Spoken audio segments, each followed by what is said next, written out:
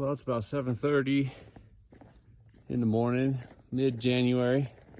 It's about 11 degrees out. We got a couple inches snow last night. Here comes Crazy Dog.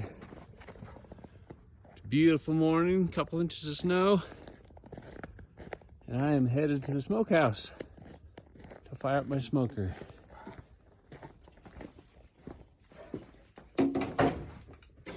Let's see what this thermometer says here.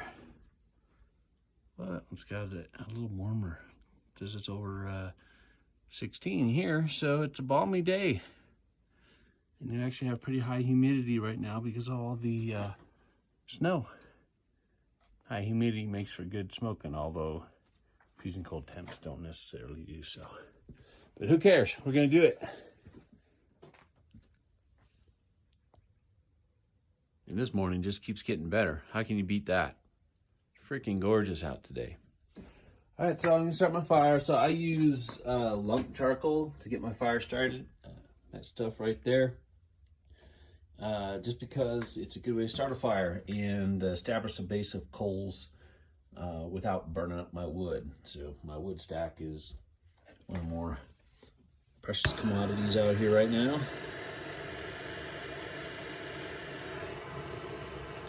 I'm using these tumbleweed starters. I've never used these before, so see how they work.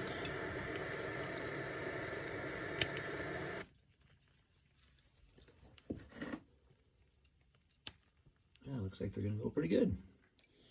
Well, those tumbleweeds worked great at starting the fire. Got a good start on coals here. This is why I wear leather gloves when I barbecue, because I can just get right in there, move logs or coals around any way I want them to. I don't have to mess with the poker, although, you know, I use the poker plenty of times, but when I really want to put something right where I want it, the leather gloves come in handy. All right, my fire's picking up nicely. It's time to add water to my smoking chamber. This is a really cool feature of this smoker that I like. It has a valve on the drain plug from the smoking chamber.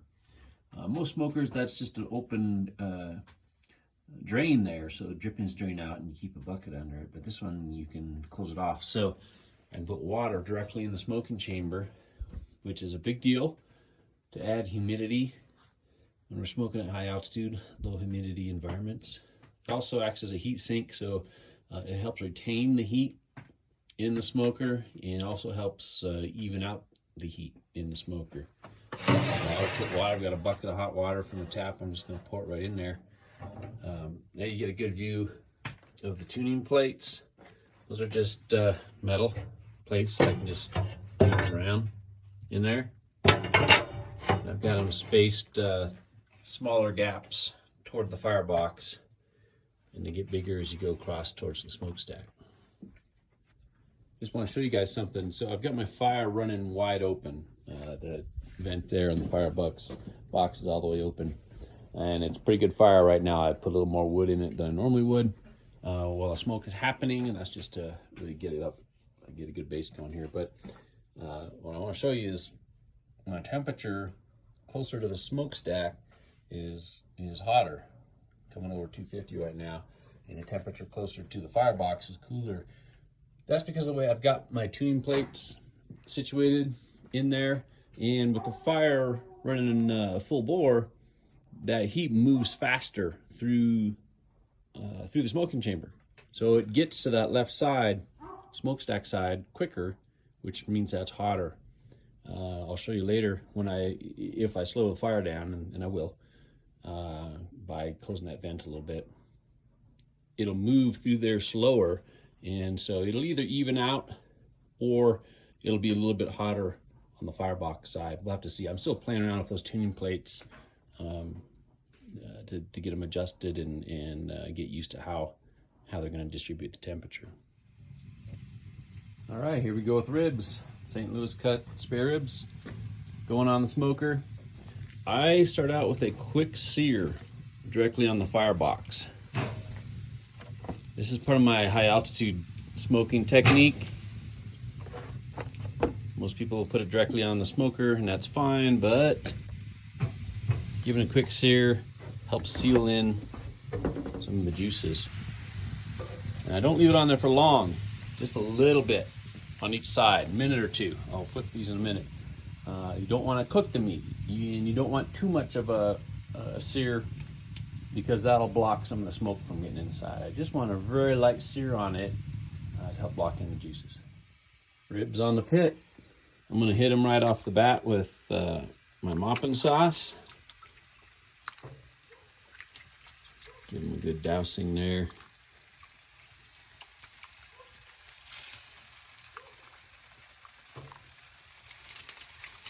It's 10 a.m. Put about a 6-hour smoke on these babies. They should be ready around 4.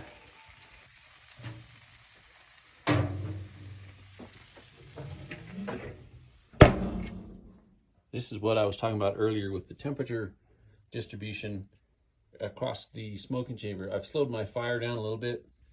Yeah, so I've got it right about 225 on the smokestack end, but it's running hot over here on the firebox side, a little over 250 right now. And that's because I slowed down the fire, kind of closed that vent a little bit, which means the heat is lingering on the firebox side, making that hotter. This will, I think, get a little more equal here in a little while. All right, we are 3 hours into this cook here on these ribs. You see they've got a real nice smoke on them. But 3 hours in, it's time to transfer them into an aluminum pan.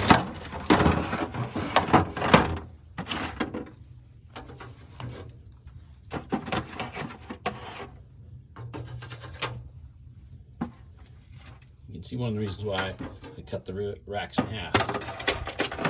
It'll fit in here for one thing, and just easier to handle. And we'll give this another shot of the mopping sauce. I've been doing that every hour.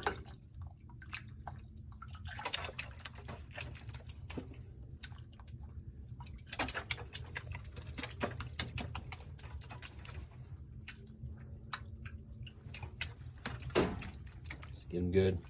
And I'm just going to cover that in foil, and it'll smoke like that in the foil for another 2 hours. Time to take the ribs out of the foil and put them back directly on the rack. They've been in that foil for 2 hours now. So I'll put them on the rack for the last hour and sauce them up. They're looking really good. You can see they're starting to pull away from the bone there. That's a good sign. So back on the rack we go.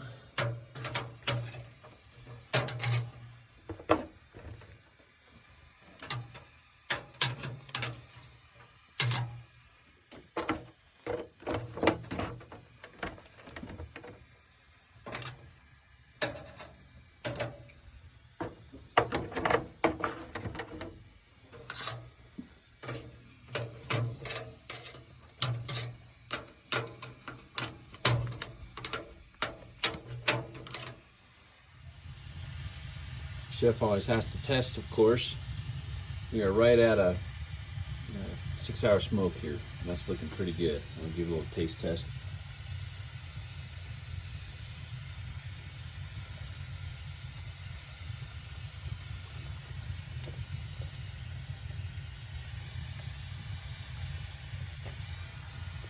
Beautiful. Comes right off the bone clean there,